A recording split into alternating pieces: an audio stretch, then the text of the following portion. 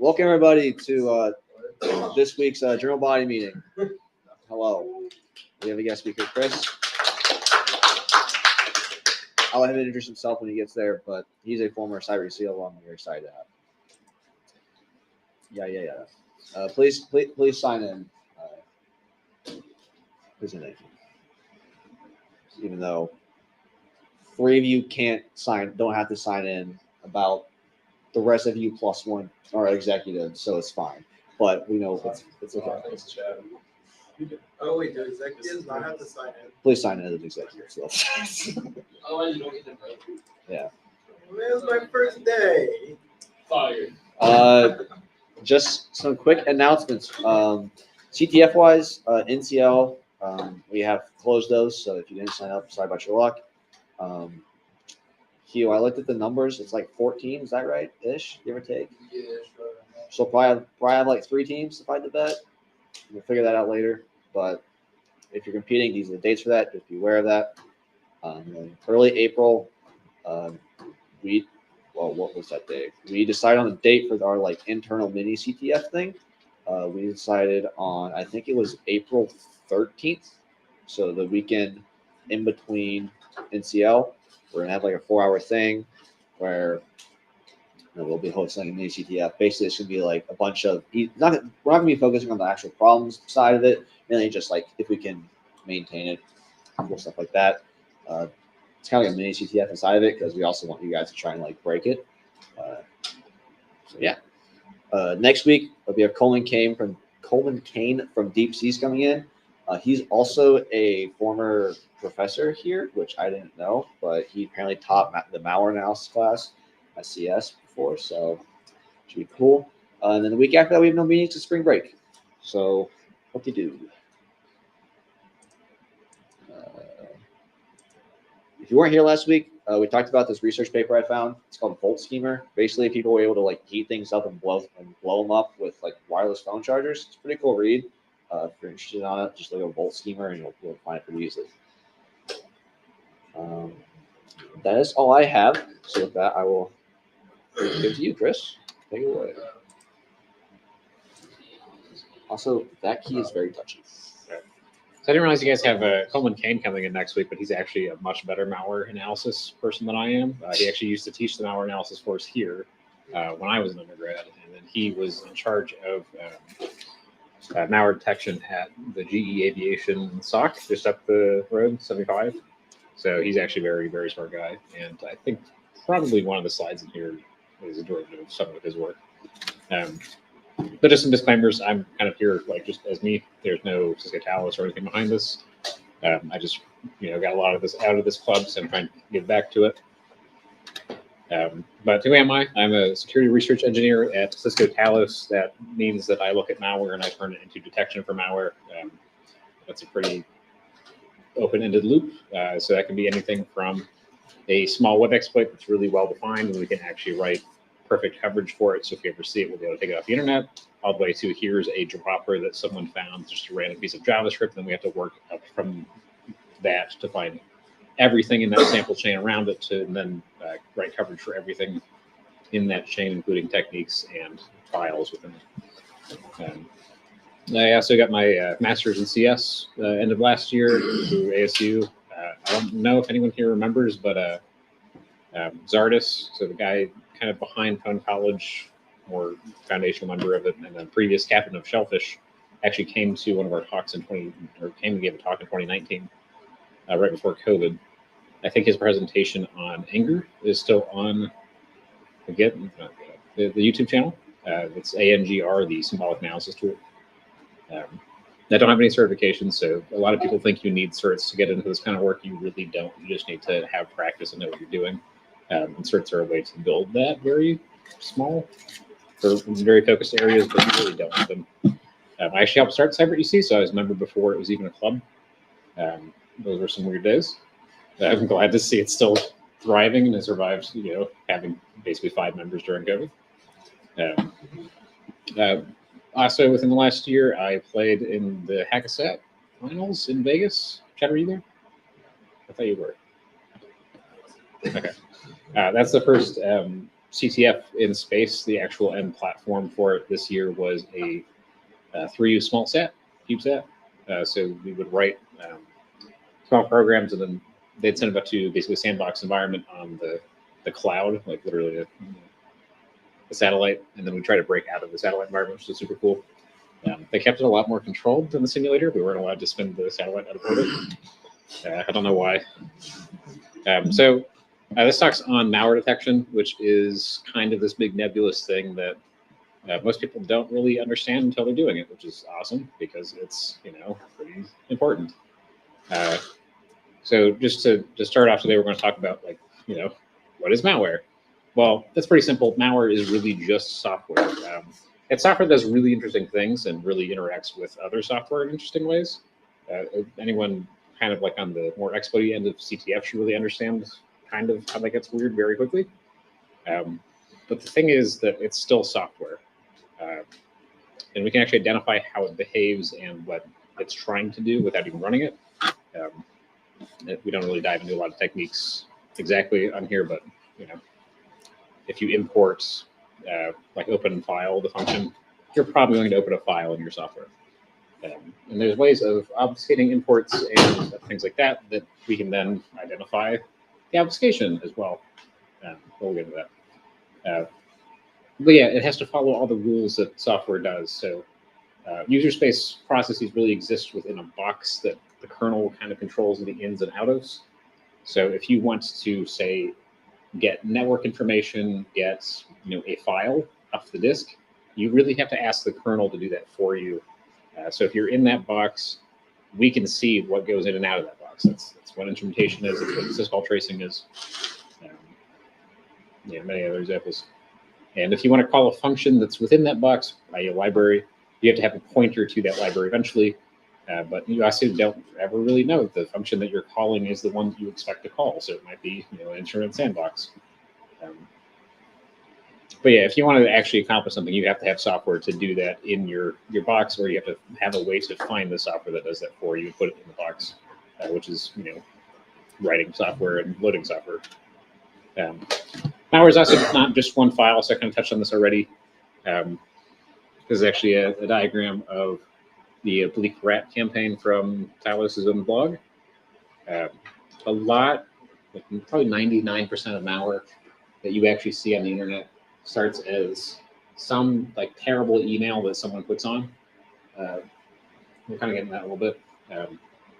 Whether it be emails or malicious advertisements that you didn't download a file, or you could even replace that with an actual exploit or any number of things. We'll talk about malware taxonomies in a little bit. But that's really initial execution and then intermediate stages and then usually an end agent. So rats are probably the most common. We'll talk about what rats are. And then that malware has to talk to something. It's not just going to exist on the box in isolation. So you're going to have a lot of network infrastructure around that. C2 or command control, CNC is also the same term. You'll probably have persistence. So if that malware wants to survive on your system after you reboot it, that is established through what's called persistence.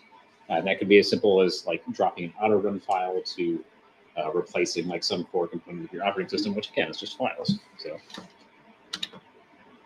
and it's also not just C. So a lot of people, especially undergrads and probably myself included, think that all malware has to be C when they come out of college. It really doesn't. This is a open source collection of malware on GitHub, and you can see this is grouped by platform, grouped by language. I think this is actually grouped by abstract virtual machine, which is a different concept. But even within all these, that's probably 20 different languages on screen if you include assembly. So it can be really anything as long as it accomplishes the goal of being malware, which is just servicing someone else who's not the owner of the computer. I should follow this link real quick. I think there's a interesting piece in the JavaScript in here. No, these are all 7-zip. Never mind. So those are all 7-zip, and if you guys want to play with them after this, feel free because they're on the internet. Just be careful. So what is malware? Malware can broadly be split into two categories. One is malware that exists to run other malware and run commands. So for initial access through malicious emails, malicious files, your stagers, your rats and your botnets. So rats are remote access tools. So if you think about like basically the features of SSH, where you can get into a machine and run commands and run files, get files, send files, all of that is rats. Botnets are really just rats with different communication patterns. So kind of the difference there is a rat you might consider a few dozen infections, something a human can go and manage one-on-one. Botnets really have to be built with multicast or unicast comms. So when you send a command to a botnet, you send it to like a billion nodes at once. And then it goes and, DOSes someone who's trying to play Minecraft, right? That's what Mirai was. So that's really the only difference between them. Abstractly, they are both basically the same concept outside of that. And then malicious droppers and stagers basically exist to get these onto targets. You can kind of skip these if you're like trying to just mine crypto, for example. So kind of the other split of malware is malware that exists to do things, mainly make money. So ransomware, keyloggers, crypto miners, they're all in that category. The majority of these are written in C or C++, kind of typed on before, but they can just as easily be written in like Python, PowerShell. PowerShell is super common, JavaScript as well. I don't remember exactly what the sample is, but you kind of split this into a chain of different samples within your mind, where like a piece of malware is a thing in this chain that kind of gets to the purpose of what the person wants to do, because malware is just built by people. Malware also gets updates, or as I found this fun meme, evolution. So we'll talk about Mystic maybe after this. So Mystic started as an information stealer, so it was a payload that basically expected to be dropped by another piece of malware, and it would go and read like your Chrome history, your Steam profile. I don't remember all of them off the top of my head. And then it would just take all that and then dump it down a server connection to its botnet controller. But that was actually got a lot of updates over time, and then it became a full rat on its own. So it could actually do all that and then load more malware on top of that. So if you kind of think of this is like, in a really weird way, like this is someone's day job, is to just kind of sit down and crank all this shit out. Someone wants to make money off of that, and they want to keep making money off that so that they can sell their access to other malware people who want to then shoot ransomware down. They can do that. Botnets, for example, also constantly get fresh router exploits. So does anyone know what Volt Typhoon is? So Volt Typhoon is a term for a Chinese operated botnet that got taken down last month. Let's just find out.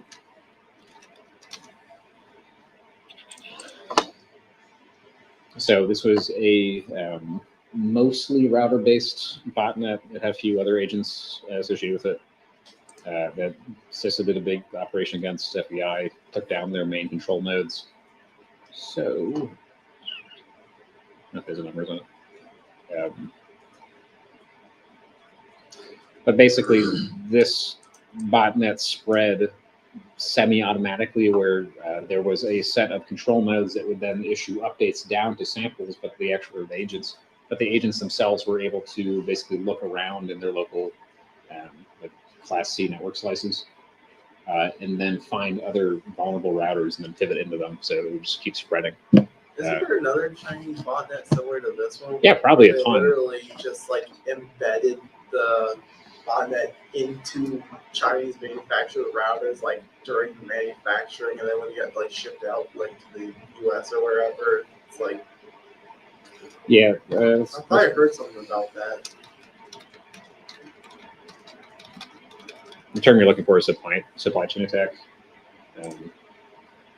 There's probably dozens, honestly. Like, you have to keep in mind, and this is something that a lot of people don't really understand, is it is someone's full-time day job to do this kind of stuff. China has a pretty active cyber arm through PLA.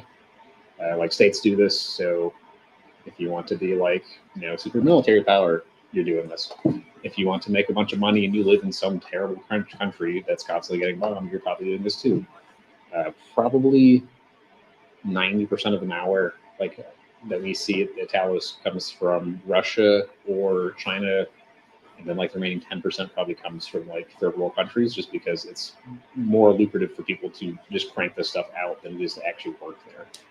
Like you can hit maybe $1 million a year doing this, and if your like country has a average income of like negative $40 a year, which is not uncommon, like if you're a subsistence farming country and you have an internet connection, you can do this.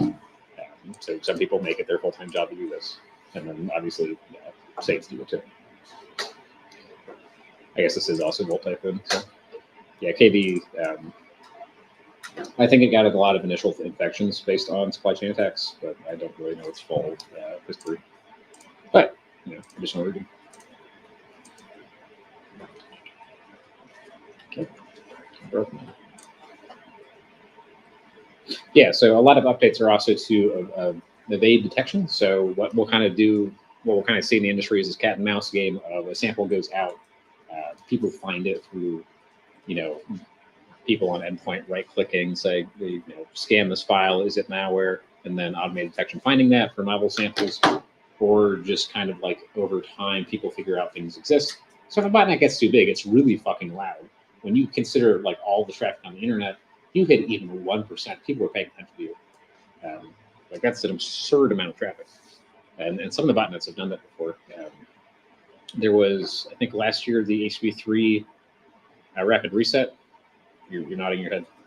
That was something like 1% of the traffic on the internet, and it was causing like major outages because it was just like everywhere. It was actually, if anyone cares about the mathematics of denial of service attacks, that was like a 1,000 to 1 connection to end requests, because the feature in HTTP3 was you could open a request for a connection and then send 1,000 requests in it or some absurd number after that, and then just never close them and just wait for the remote server to basically process itself to death. Yeah, so really now that we understand like what malware is at a very high level, we're not really diving into the reverse engineering side because that's a class here and it's really boring. What is detection? So malware detection is how we detect malware. Yeah, and there's no means for us of the slides, just fun fact.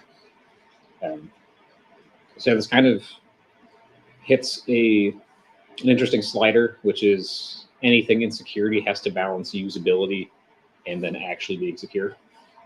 So if we go back to talking about the internet, I think people have Snorties here because I threw, Box in the lab. Snort is the main IDS that Cisco provides as a service. There's also a few other ones like Suricata. If you consider that those are trying to find malware on your network, you don't want that to be a trade-off of like your data center now takes an extra second per request. You want that stuff to operate at line speed. And what that means is the average snort rule actually operates on like the order of nanoseconds. So a lot of people don't really understand that from the IDS side. So it's really finding the balance of like, I know for sure this is malware, even though I've never seen it before, and they'll never notice that I was detecting malware to begin with. So most things on the endpoint or on the network side are in that latter stage where they're very specific signatures, they're looking for very specific things. We'll kind of get into that as we talk about features in a bit, what that really means, what they're looking for. And on the other end, you have like cloud sandboxes that people upload samples to where it doesn't matter how long you take, and you can do whatever you want to the sample because you own the system it's running on now, and it's like a fake system. And that's where you bust out this is going to take an hour to just run this sample and see if it waits and then beacons home. Or like I'm going to fuck with the clock so it thinks it's next year and see what it does.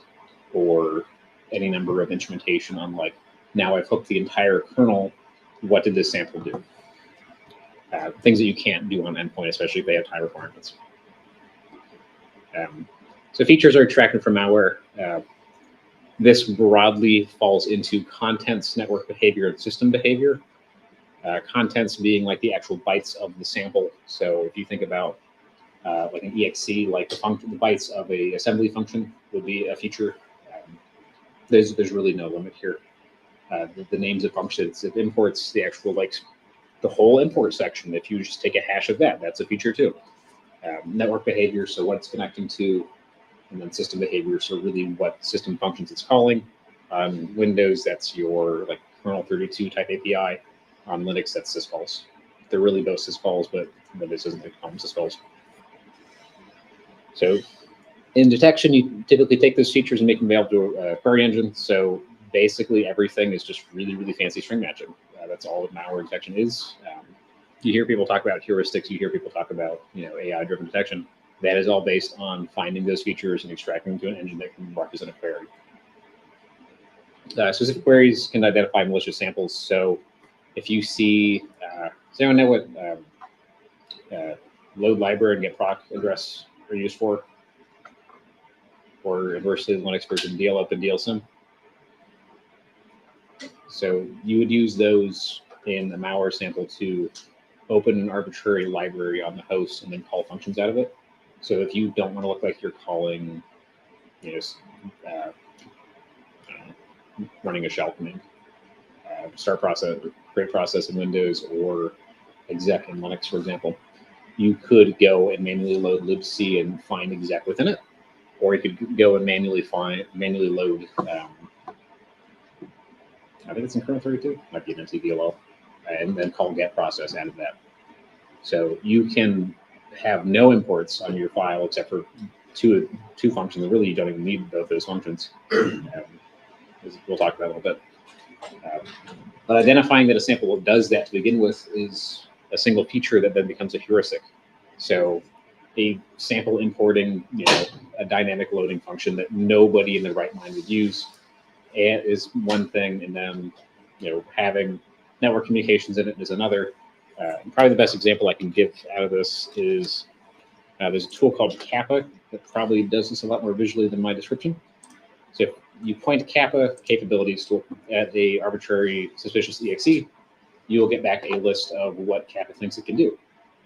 And if you are investigating that sample from malware detection side of what you're looking at it for, a file that has a feature that it can send and receive data, so network communications, or read and write files, that might be a rat, because that's like half of the rat features that we just talked about.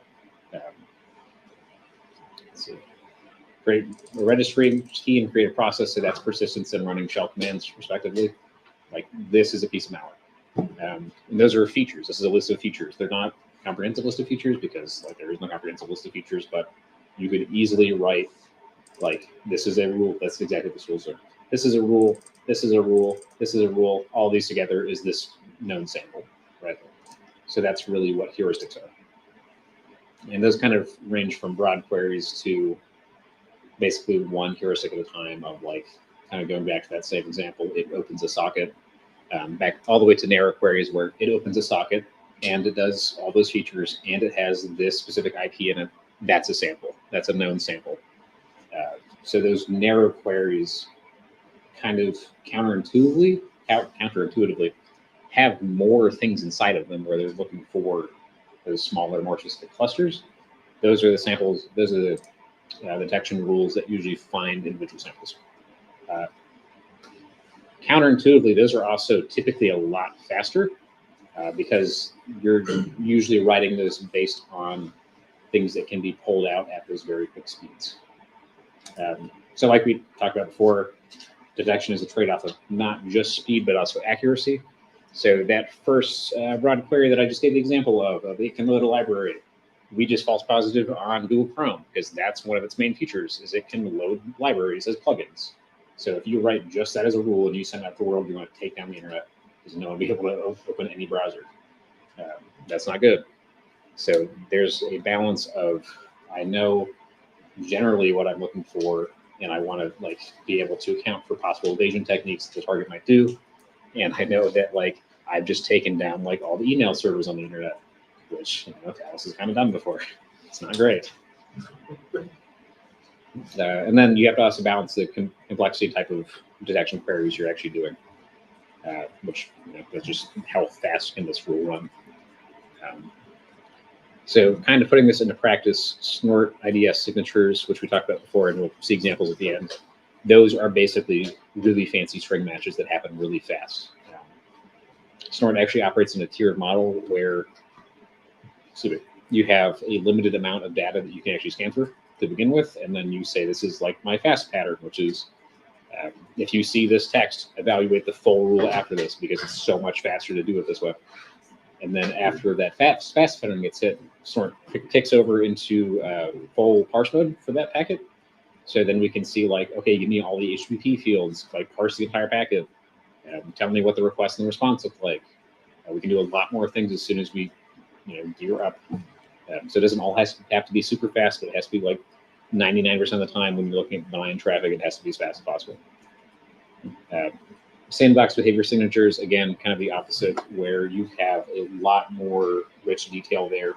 So if I take a sample off the internet and I drop in a sandbox and it beacons to Russia, and then it starts dropping more files and starts writing to the registry, you can write a query for that.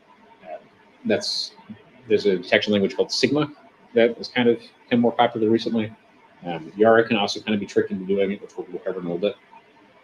But those are kind of the two extremes of these are literal bytes in memory as they go by the wire. Here's like everything the sample is doing in the host kernel.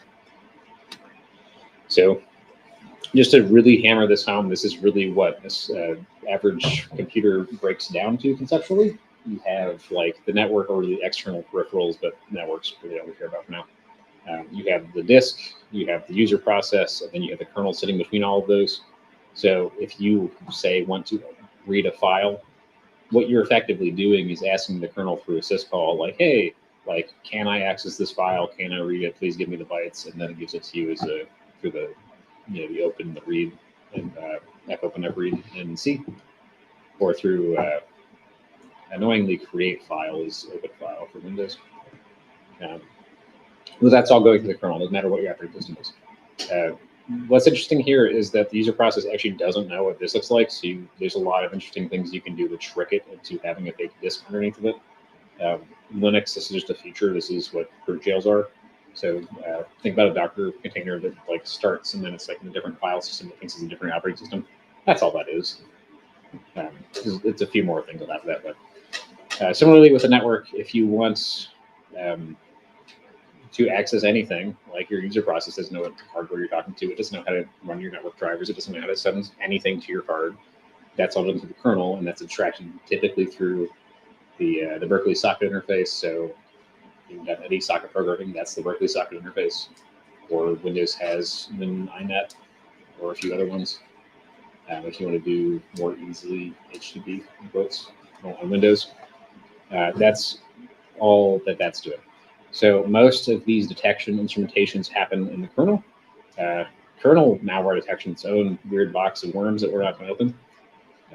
So what usually happens is this process is isolated because it's a user process. We put a bunch of detection systems in here and then just see what happens.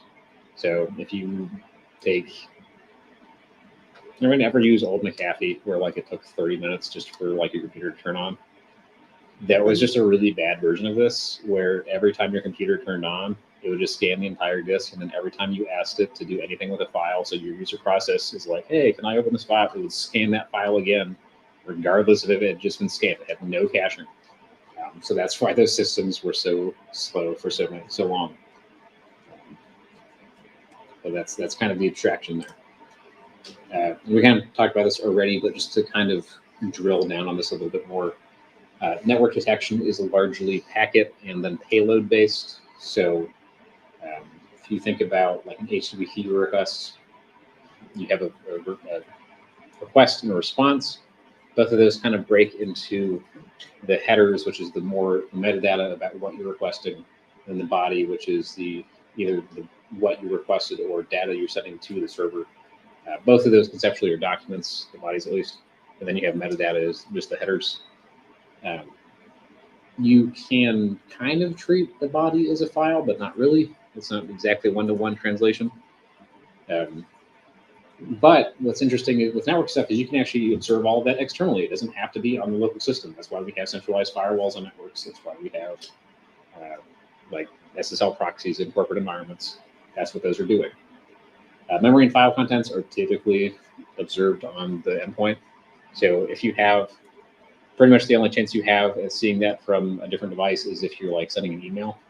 You can have another device, basically an email gateway, actually scan each file and each email it sees go by, but that's not really the same. That's why we have endpoint solutions. And again, we're just looking for byte contents, or on the more extreme end, we're doing instrumentation and watching behavioral analysis on, like, this file just opened a library, didn't import.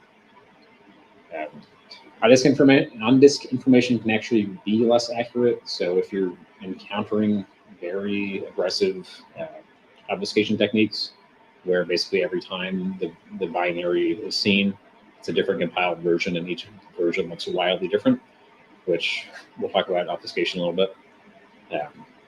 That can be less accurate to detect quickly, but that less accurate detection is a lot faster, so it's usually a lot more common. And then we kind of talked about behavioral, but it's kind of this nebulous thing that is just like the syscalls the program makes. So usually that's driven by a state table per process. So you might have a rule that is, to put it like really abstractly, it's basically a SAT solver where you have conjunctive normal form rules, or disjunctive normal form rules, where you see a bunch of conditions fulfilled within some amount of time, then you alert. So if you see, for example, a process open a handle to another process and then inject a library into it, which is pretty common for Windows malware, that could be written as a kind of conjunction of this process called this function and this function and this function, and then you know what just happened. So here's an example of file-based detection. So Yara is kind of the industry standard right now. This is a rule that detects on Cobalt Strike.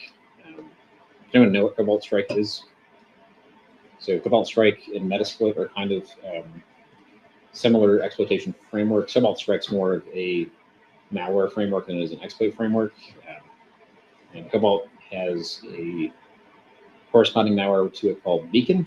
And Beacon has this interesting feature where, kind of like I alluded to, it doesn't really import a lot of the functions it uses. It has a custom resolver that goes and finds functions based on hashes of the function names. So those hashes are actually extremely unique. So we can actually use their own obfuscation method against them to identify their samples. I'm going to show another example of that with my laptop next to the Wi-Fi. But this is an example of what that looks like. So YAR is pretty simple. You have a list of strings. You can also do relations between the strings, which is not covered here. And then you look for all of the strings. So this is basically three string matches in C. This could be like 2 lines of C if you wanted to. So you can see how these can be implemented super quickly in the correct like JIT engine. Yara is mostly static-based patterns like this, but Yara actually has a pretty rich module interface where you can export completely novel information into Yara. I'm going to give a good example of it here. Yara modules. So Kaku's a sandbox that doesn't really exist anymore. It's really small. But you could import, say, Kaku, and then if you had in your environment a way to feed the output of this sandbox into your Yara instance, you could start querying on what did that sample just go and reach out to on the internet. VirusTotal, which is kind of the more industry-facing version of a meta sandbox, has something very similar to this. I don't know if it's documented though. Does anyone not know what VirusTotal is before I go down this wormhole? Okay, excellent. So VirusTotal is not really its own sandbox or detection engine. It's a collection of detection engines and sandboxes that you have an interface through where you just throw a sample into it, it scans everything. And then you can kind of search on all these different behaviors or features, just as we described. So very similarly to the Cookie module, there's a sandbox module in here that kind of aggregates, I think, 7 or so sandboxes. So you can look through all of these kind of as a more abstracted view of what the file is doing. And it's not just limited to byte contents like normal Yara is. Go back here. Here's the exact same rule in ClamAV. So I don't know if anyone's had the misfortune of trying to write a ClamAV rule without like understanding what this is doing. They're awful. I do this professionally, and these are terrible. Don't do them. But this is just the exact same thing. So Clam is kind of an over open source IDS antivirus that Cisco Talos actually produces and maintains. This is the exact same rule, just as a logical conjunction of byte patterns. It is effectively the same as the previous one, except you can see where like target 10. That should actually be a 1, fun fact. But that just magically means this is an exe file. So this is more to show that the detection engines you might see are largely the same in terms of what they can do. It's just their syntax into them is a little bit different. So Snort 3, this is the exact same thing. This would not work on local files on disk. This would work on files going to the network. So Snort 3 has the concept of file-based alert. I don't know if anyone's used Snort 2. It's basically TCP or UDP based. But Snort 3 is a much more aggressive protocol dissection engine. So what we can do with that is we can say, here's a protocol, here's a file it can carry. So HTTP, the body, email messages, the actual like attachments or the actual content of the email. And we can abstract that all through alert file. So if we see like a zip file nearby, we can open it and look inside of the contents within it. So exact same thing, network oriented. The only real difference between these rules is the engine they're running on. They all are the exact same feature. So good Snorty stoinks. You've now all become Snort pros in one slide. So, and then here's some examples of behavioral rules. So this is where it gets a lot more complicated because usually you're writing disjunctive queries against what the entire state of the system is doing, and these look awful. These are just entire like big massive. Is the YAML? Yeah, YAML files. So if you're, Kubernetes wizard, this probably isn't too alien to you. But if you look at any other language all day, this looks really gross. So this is a crypto miner actually being deployed in the sandbox, or really any system we can detect this on. So Sigma is kind of a meta detection engine. It's not really an engine, it's a language that you can implement through engines, kind of the same way Yara is. So if you have anything that can instrument network connections, you can run this Sigma rule. We're seeing this a lot more in SIEMs, which are security event information systems, information managers. So like Splunk, Waza, where you have like, here's all my system, and then I saw this computer over here do something bad. Get it. This is what this is used for. You can also use it in endpoint detection on its own if you have a really fast behavioral engine. But all this rule is doing is saying, like, if I see on a Linux host a network connection goes out to one of these addresses, which you can instrument in a number of ways, and then track up to this query engine. That's malware. And then false positives are, this is more of a comment on this rule. If someone is legitimately mining crypto on your network, ignore this. Which, maybe don't. Here's another one for malware persistence methods. So this is just from the Sigma repository. We both are. So a lot of malware establishes persistence by, specifically Windows malware, establishes persistence by registry keys that are like for auto run or for other plugins on known software that really doesn't need to put its plugins in the registry. So here's a list of the ASMI keys or the ASMI providers, which I think is roughly the same thing as the startup service around this, but right into the syntax. But if you see that someone writes to a registry key in one of these paths and it does not start with one of these, they just dropped a file to disk and then established, whenever the computer turns on, run that file, that's probably malware persistence, and you don't want that. I guess that's the security startup group for Windows. But again, like there are false positives. So if you have like, I don't know, Kaspersky or Clam maybe starting in your environment, that might be a false positive. So that's what behavioral detection looks like. You can see how that's a lot more of a departure from file-based detection. So even if you know the files in, like the file formats for PE, ELF in and out, and you can efficiently parse things, you're not going to get as much context as you can through these rules, because you can do like, what is the entire system doing when this file runs versus what is happening real time. And usually when we write detection, we actually try to write is a variety of detection techniques for any given sample. So we might say, like, if you see the sample downloaded, if you see an obfuscated version of the sample downloaded, so you see like basic C4 or gzipped. If you see the sample on disk, if you see the sample talking over the network, or if you see the sample behaviorally doing something to the host. And from that, we can kind of get a better handle on, or get ahead of like a sample trying to obfuscate itself in future iterations, or if it just like, you know, every time it recompiles, it looks wildly different, this will still catch it.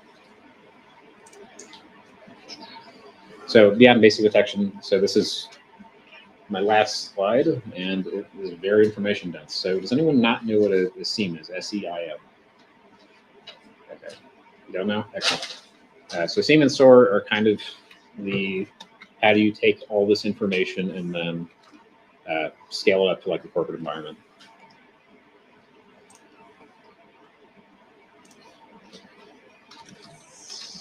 I should have found diagrams first. So if you think about all of your hosts in your infrastructure, all of your Snort installs, all of your Clam installs, all of your Kaspersky installs, and you just dump all of their logs into one spot, very broadly, that's a SIEM, Security Event Information Manager. What you really should be doing with that is establishing a lot of queries into it so you can monitor for basically meta malware. User misbehavior is also common in corporate environments. That's not really something I know how to do, because it's more like, you know, someone just downloaded like 7 gigs of shit onto a USB drive and then walked out the building forever. Like that's more of a human factor. But if you see like, you know, my VPN is now talking to Russia like every hour on the hour, that's probably a piece of malware beaconing back to a control server. You really should go blow up that machine with a hammer. But all of this is kind of like aggregating all the information you see and then applying queries on top of it. Splunk is probably the best example of this. Waz is also an open source version. I don't really have a good example set up because those are huge systems to just kind of stand on a demo. But you can download both of those in containers and play with them. That's really like the gist of what that is. And then SOAR is security orchestration and automated response. I might have that acronym slightly wrong, which is basically if you can automate various pieces related to your response to a security event. So if you see like, I don't know, exactly what you just said, which is this VPN device is now beaconing to Russia every hour on the hour, and we know that there's a known sample that hits that same server in that same kind of behavioral pattern, you can assume that's you know, compromised device pretty effectively and automatically. And then you can say like, okay, I have, you know, a completely VLAN back plane on this network. Drop that device off the network so no one else can talk to it. Put it in its own hole. Don't want to do anything. That's kind of what SOAR would be doing. You could also, if you think about a lot of security products, kind of what we described with the speed versus accuracy trade-off. If you're kind of keeping your environment so it's very developer friendly and people can do like high compute workloads, and you have all of that configured for like minimal but fast detection, and then you see something happen and then you just say, hey, this entire department, let's put them in max detect mode, and then also like packet capture everything coming in and out of that node, like that VLAN. We can then take that, put it back in the SIEM, and then run more advanced, like slower detection on it, put everything you see on that network into sandboxes. That's really what SOAR is supposed to do. Those are ambitious goals that I just laid out that would probably be very hard to implement without any human involvement, but that's really what those are supposed to do. And then automated feature extraction, we kind of talked on this with sandboxes. It kind of happens in two spots. One is you have to instrument the hell out of the environment you're actually running in. That 9 out of 10 times means using someone else's sandbox and then adding any missing features.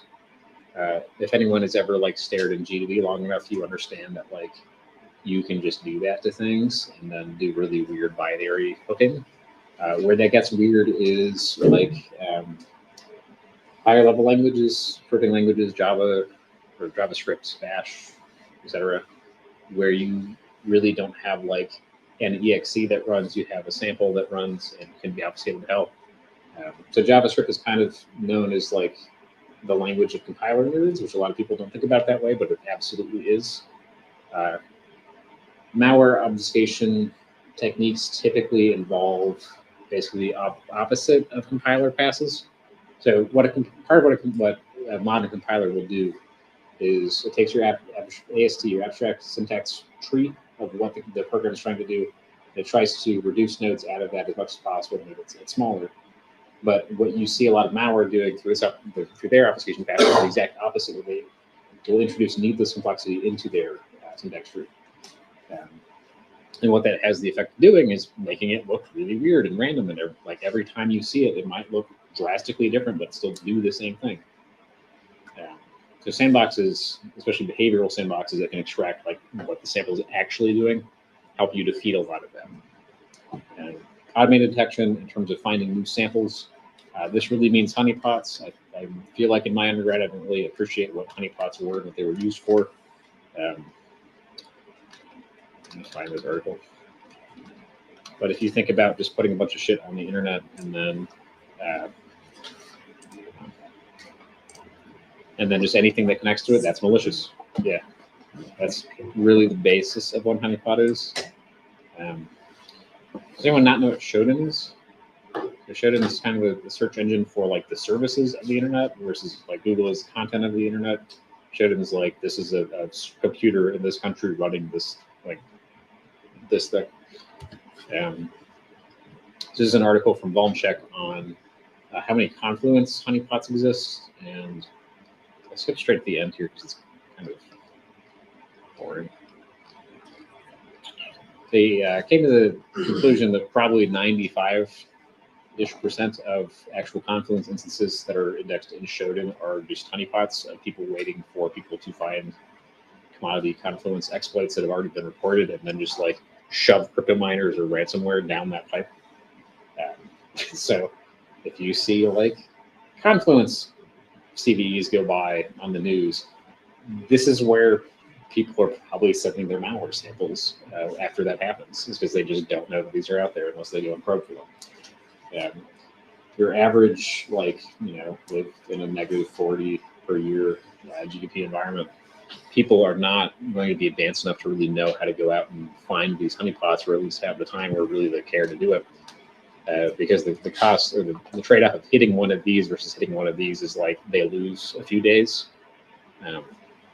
So there's a ton of samples that can come from automated environments. You got to think about software as a service providers. So Gmail, for example, definitely scans all of your emails as they go by, especially if they're spam. That's actually part of their user agreement. One of the samples I was chasing in VirusTotal this last month, there was like between 2 and 7 known variants for the first 5 versions of it. And version 6 got picked up by a botnet or a spammer or whatever. 60,000 known samples, not because there was like a bunch of unique ones, because they were all basically the same with different like configurations. But what really changed was they started distributing via email, and then all of that got picked up by Google. So if I can get my laptop connected, we'll look at that. Automated signature generation is a big one. So a lot of these signatures, especially heuristics-based ones, can be automated into ILs. So if anyone's compiler theory in your IL is basically how you represent information that can then be turned into text, especially in computers. So you could, in theory, have like a large language model, for example, which make this more relevant, that takes in like, I just saw this pile of heuristics go by, please make me a smart rule for it that runs on the network, and then it might be able to do that.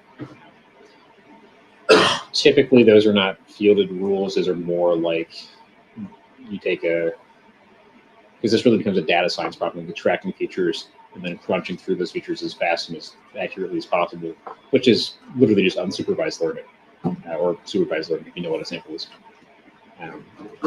So if you kind of dig past kind of the basics here, you very quickly start getting into data science problems and basic ML problems, which is kind of what that becomes. Hellman Kane actually has a wonderful presentation on exactly that I watched while preparing for this talk.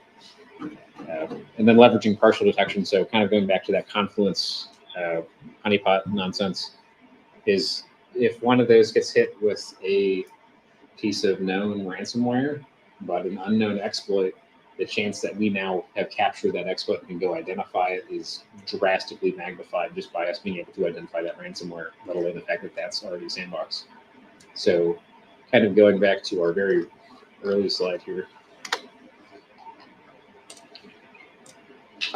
if we know what this looks like, or we know what this looks like, we can probably find the rest of these pretty easy, especially if we've already collected those in the sandbox environment, because we just basically have to go query through associated artifacts. Even if we've never seen anything else in this chain and you get lazy and you use a known persistence technique that someone can find, all of this is done. Like it will be found by every antivirus. It might take a few months, but it's gone. So that's really what kind of the multiplicative impact of having detection is, especially that more generic behavioral detection that can run longer and make more accurate on what the sample is actually doing, but less accurate in terms of what it is. And then finding threat actor campaigns. So if we take kind of all of that together, and I really wish my laptop was working right now, but it was. And we say like, hey, like we have a signature for a CNC server, for example. Like if for some reason you had like your C2 control panel on the internet and we found a Shodan query for it, basically, we could go and find all of your C2 servers, and then we could go and just rip down like any, because remember, Cisco makes like half the internet. Let's be honest about that. We can rip down all of this. We can go find everything. We can sit on your entire campaign, and then we can tear it all down like the moment we're ready to. So that's kind of the implication there of once we have small pieces of detection, we can really start leveraging that up for finding larger campaigns. So I don't think my laptop's going to work, so I'm going to skip the demo part of this. But that is the end of my talk, so thank you all.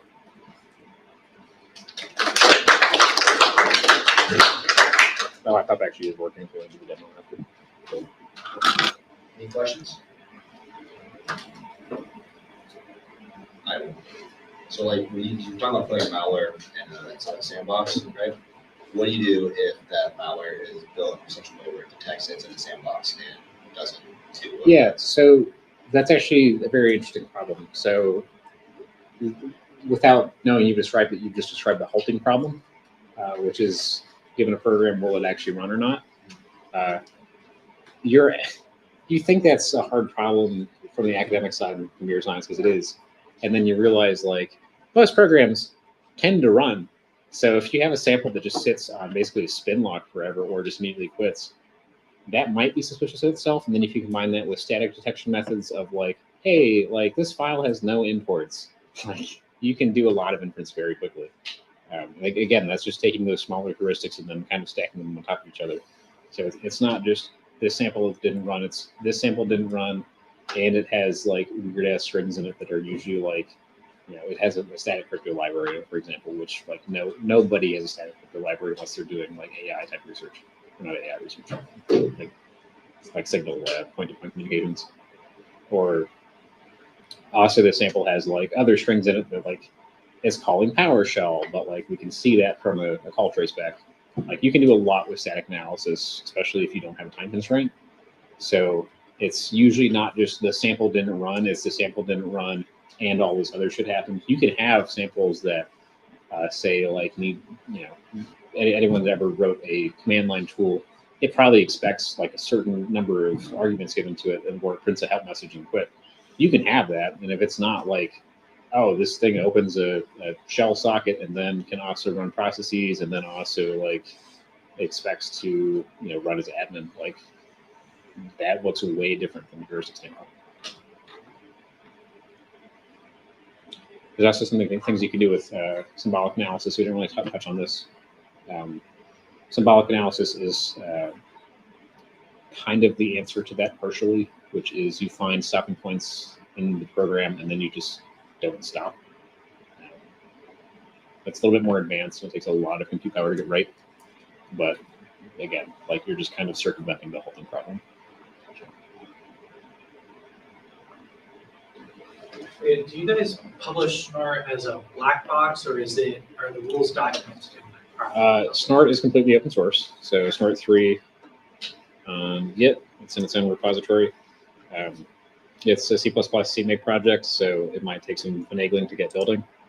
But the rules and stuff, do you publish those? The rules are on snort.org. Downloads, rules. So this kind of splits into two categories. The community rule set, which is like everything that's free. The registered rule set, also free. You just need to make an account on this website. Subscription rule set is the same thing, except registered rule set's 30 days older. So if you want cutting edge, like every, I think like 3 times a week we release rules, that's subscription. You have to pay for that. If you want anything a month or older, that's free. You just need to open an account. There's another tool called Pulled Pork. Love these names. So this is actually from one of our product managers. Open source Snort, unlike the actual firewalls, doesn't have a great update method for the rule set. Pulled Pork is a manager for that. It is actually referenced on the Snort website as well. Yeah. Do you guys ever? I'm sure that you guys consider, like, if you publish the rules, right? There's going to be people that have malware frameworks that can ingest those rules and build and obfuscate itself to purposely get around those rules. Is that something you guys consider, or yes? How do you So kind of going back to that slider of like this is this sample versus this is a generic behavior. Snort is really like the front end of your detection strategy, where if it doesn't see something, that's not a huge deal because it's only doing byte pattern matches and maybe some protocol level stuff. So at the file level, Snort does only byte pattern matches. At the network level, Snort's really, really meant for parsing application protocols. Like if you have a web vulnerability in HTTP, Snort can probably cover 100% of like the sample space of an exploit against that if we know about it. On the file side, it's a lot easier to evade static signatures because they're static. Really, like you get into the discussion of like Snort is probably not the only thing you're using. So you have behavioral and on endpoint detection that should catch other things. We didn't talk about reputation stuff. So most firewalls also will have a reputation system behind them. So even if you like don't see a sample go out, if it connects to a known malicious IP address, like you just see a DNS request come down, or if you see like a weird ass DNS server pop up that like isn't on the reputation list, you can alert on that. Like there's multiple layers to it. But yeah, I don't think it's in our security model to care about anyone like doing, I guess, malware CI/CD against Snort. The entertainment. The Snort rules are pretty simple if you actually know the syntax. So, like, I mean, the clam rules are pretty simple too. Really, you're just doing a fancy version of grep. That makes sense. Yeah. I think kind of a demonstration in tandem with that is not. I think through clam you can actually dump the hex addresses of the file batches. So you could take the same rule, transpose it to clam or Yara, dump out like the individual things like in memory, not memory, in the file that you're looking at. If you know like any of the LLVM tool suite, you now have like, oh, this is this exact line of C code, for example. Like it's not that hard. But again, like it's not meant for files. It's meant for storage. Specifically, is a lot more geared towards network protocols, because it's where it really shines. It's a network IDS. So really like web application firewall type stuff. We also have some other stuff kind of on the back boiler with Snort. Kind of Snort. That's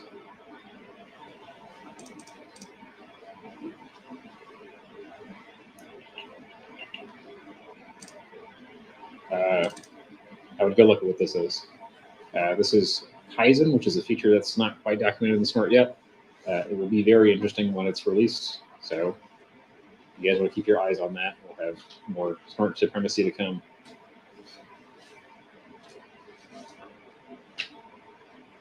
Any other questions?